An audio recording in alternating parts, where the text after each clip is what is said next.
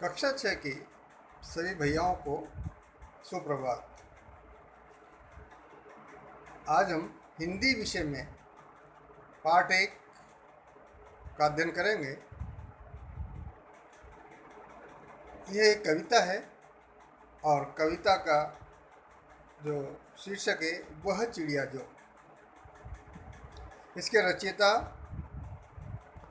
इस कविता को लिखने वाले रचयिता केदारनाथ अग्रवाल है। केदारनाथ अग्रवाल ने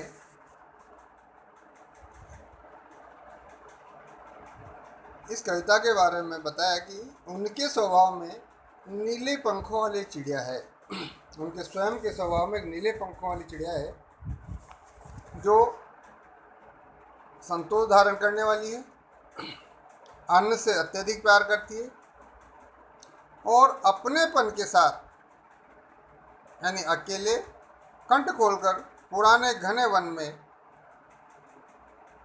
बिना रोक टोक के वो गाती हैं, मुंह से बोलने वाली हैं और अकेले एकांत में भी वो उमंग के साथ फुदकती रहती है।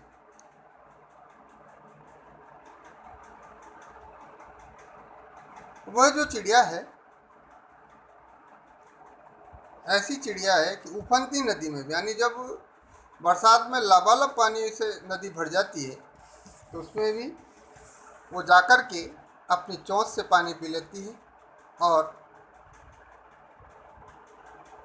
वह जानती है कि उफनती हुई है, फिर भी जल रूपी मोती सी बूंदों को अपनी चोंच में भर लाती है और वह अपने आप पर गर्व करती है। वह हिम्मत वाली है, साहसी है। उसे नदियों से लगाव है। कवि ने अपने भीतर, अपने अंदर जो कल्पनात्मक जो चिड़िया है उसके माध्यम से मनुष्य के महत्वपूर्ण गुणों को भी उजागर किया है। ऐसा कवि केदारनाथ अग्रवाल ने इस पाठ के माध्यम से हमें समझाने का प्रयास किया है। आशा है आप सभी भैया, सभी छात्र इसको ध्यान से समझेंगे और मन में उतारें। कविता है, कविता को पढ़ने का आनंद भी अलग है। आप उसको पढ़ सकते हैं तरीके से। वह चिड़िया जो चोंच मारकर दूध भरे जुंडी के दाने रुचि से रस से खा लेती है, वह छोटी संतोषी चिड़िया नीले पंखों वाली मैं हूँ, मुझे अन्न से बहुत प्यार है। वह चिड़िया जो कंठ खोलकर बूढ़े वन बाबा की खातर रस उंडेल कर गा लेती है, वह छोटी मुंह बोली चिड़िया नीले पंखों वाली मैं हूँ, मुझे विजन से बहुत प्यार है। वह चिड़िया जो चोंच मारकर चढ़ी नदी का दिल टटोलकर जल का मोती ले जाती है, वह छोटी गर्वीली चिड़िया नीले पंखों वाली मैं हूँ, मुझे नदी से बहुत प्यार है। इस तरह एक पूरी कविता है। आइए हम कविता के प्रथम चरण को पढ़ते हैं और उसका अर्थ जानने का प्रयास करते हैं। वह चिड़िया जो चोंच मारकर दूध भरे जुंडी के दाने रुचि से रस से खा लेती है, वह छोटी संतोषी चिड़िया नीले पंखों वाली मैं हूँ, मुझे अन्न से बहुत प्यार है। प्रस्तुत पद में कवि केदारनाथ जो नीले पंखों वाली चिड़िया है उसके स्वभाव आदि के बारे में बताते हैं कि चिड़िया कैसी। वह चिड़िया जो चोंच मारकर दूध भरे जुंडी के दाने रुचि से रस से खा लेती है,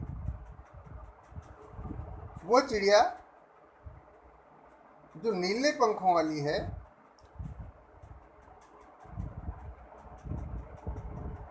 चोंच मार यानी अपनी चोंच से दूध भरे जुंडी के दाने, जुंडी यानी ज्वार, जुंडी का अर्थ होता है ज्वार, ज्वार के दूध भरे दाने यानी कच्चे दाने, दूध भरे दाने किसको कहा है? जुंडी के दाने, जुंडी यानी ज्वार के दाने जो दूध भरे हैं अर्थात कच्चे हैं। जब कच्चा दाना होता है तो उसमें कोमल रहता है और उसमें दूध जैसा पिघला हुआ पदार्थ उसको लगता है। वो कहते हैं कि दूध भरे जुंडी के दाने। चिड़िया अपनी चोंच से जुंडी के यानी ज्वार के दूध भरे कच्चे दानों को रुचि से यानी आनंद पूर्वक बड़े चाव से रस से खा लेती है, स्वाद के साथ आनंद पूर्वक खा लेती है। वह छोटी संतोषी चिड़िया,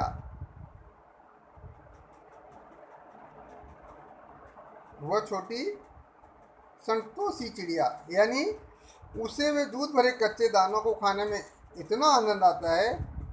वो छोटी सी चिड़िया है और उनको खा करके वो तृप्त हो जाती है और संतोष कर लेती है, संतुष्ट हो जाती है कि ये इतना पर्याप्त है। नीले पंखों वाले मैं हूँ, मुझे अन्न से बहुत प्यार है। वो कहती है कि मेरे पंख नीले हैं, मैं नीले पंख वाली हूँ और मुझे जो है अन्न के दानों से बहुत प्यारे, मुझे अन्न के दाने अत्यधिक प्रिय लगते हैं। अगला पद ये देखिए, वह चिड़िया जो कंठ खोलकर बूढ़े वन बाबा की खातिर रस उंडेल कर गा लेती है, वह छोटी मुंह बोली चिड़िया नीले पंखों वाली मैं हूँ, मुझे विजन से बहुत प्यार है। कंठ खोल कर यानी गला खोल करके, कंठ यानी गला। बूढ़े वन बाबा, बूढ़े वन बाबा क्या है? बूढ़े वन बाबा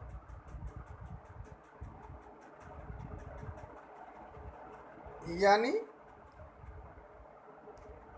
पुराना जंगल,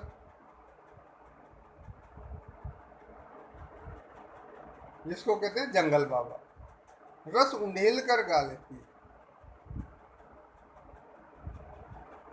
रस उंडेल कर यानी अपना सब कुछ भूल करके वो अपने मन की बात को कह देती। वो छोटी मुंह बोली चिड़िया नीले पंखों वाली मैं हूँ, मुझे विजन से बहुत प्यार। वह चिड़िया जो कंठ खोलकर बूढ़े वन बाबा की खातिर रस उंडेल कर गा लेती है। कवि इसमें कहते हैं, कवि केदारनाथ अग्रवाल कहते हैं कि वह चिड़िया जो कंठ खोलकर बूढ़े वन बाबा की खातिर रस उंडेल कर गा लेती है, कि वो चिड़िया जो बूढ़े वन बाबा की खातिर यानी उनके लिए, खातिर यानी के लिए, उनके लिए अर्थात उनको खुश करने के लिए कंठ खोलकर यानी मुक्त कंठ से गला खोल करके मधुर आवाज में, मधुर बोली में गाती है। अपना पूरा मन गाने में लगाती है।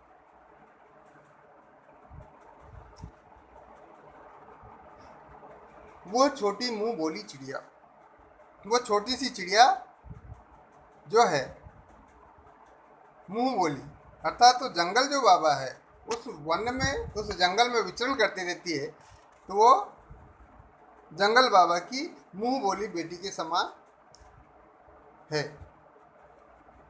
नीले पंखों वाली में, वो कहती है कि मैं नीले पंखों वाली हूँ, उसके नीले पंख अत्यधिक सुंदर हैं और कहती है कि मुझे विजन से बहुत प्यार है। विजन यानी एकांत जंगल, जहाँ पर कोई ना हो, सुनसान, ऐसा वो कहती है कि मुझे जो है विजन से अर्थात जंगल से बहुत प्यार है। अर्थात भाव ये है कि वन में उस चिड़िया को, छोटी सी चिड़िया को स्वतंत्र रूप से रहना अत्यधिक प्रिय लगता है। समझ में आ रहा है? अगला और अंतिम पद है, वह चिड़िया जो चोंच मारकर चढ़ी नदी का दिल टटोलकर जल का मोती ले जाती है, वह छोटी गर्वीली चिड़िया नीले पंखों वाली मैं हूँ, मुझे नदी से बहुत प्यार है। वह चिड़िया जो चड़ी नदी का दिल टटोल कर। चड़ी नदी क्या होता है? जब बरसात होती है तो अनेक नदियों का पानी जो है सिमट करके नदियों में, छोटी नदियों में आता है, और वो उसकी जो सीमा होती है उस सीमा से ऊपर वो पानी निकलने लग जाता है, तो अर्थात लबालब बढ़ जाती है। ऐसी नदी को चड़ी नदी बोलते हैं।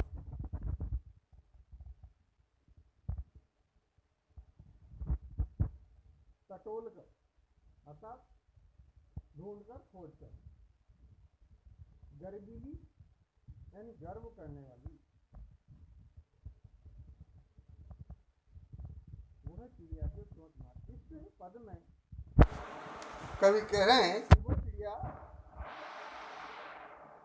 जो चोंच मार के चढ़ी नदी का दिल टटोलकर जल का मोती ले जाती है। अर्थात वो चिड़िया जो चोंच मार कर, अर्थात अपनी चोंच से लबालब पानी से भरी हुई इस नदी का पानी ले आती है, जिसमें किनारों तक पानी भरा हुआ है, वो निर्भय होकर उसमें चोंच डाल लेती है। उसे भय नहीं होता कि मैं कहीं पानी के बहाव में बह जाऊं। ऐसी उस किनारों तक भरी नदी में चोंच डालकर वो अपना प्यास बुझा लेती, पानी पी लेती।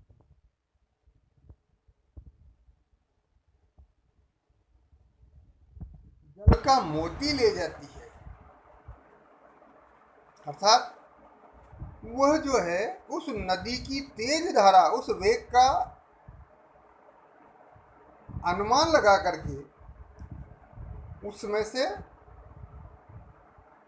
उस जल कण रूपी मोती को, जल के रूप में, जल के कण के रूप में जो मोती है उसको लेकर अपनी प्यास बुझा लेती है। वो छोटी है चिड़िया, देखो आप, देखा है आपने कितनी छोटी होती है? छोटी है, गर्वीली चिड़िया यानी गर्व करने वाली चिड़िया। उसे अपने आप पर गर्व है, अभिमान है। नीले पंखों वाली में वो कहती है कि मैं सुंदर हूँ, मेरे नीले पंख हैं, मैं सुंदर नीले पंखों वाली हैं, मैं सुंदर नीले पंखों वाली हूँ, मुझे नदी से बहुत प्यार है और मुझे नदी से बहुत प्यार है। अर्थात मुझे नदी अच्छी लगती है, मैं नदी का पानी स्वतंत्रतापूर्वक आज़ादी से पीना चाहती हूँ। इस प्रकार ये जो पाठ है हमने पढ़ा, आशा है आप सभी को समझ में आया होगा। इस पाठ को आप पढ़ेंगे, इस कविता को याद करेंगे और इसके शब्दार्थ और इसके भावार्थ भी याद करेंगे, शब्दार्थ अपनी अभ्यास पुस्तिका में उतारेंगे, ऐसी आप सभी से अपेक्षा है। धन्यवाद।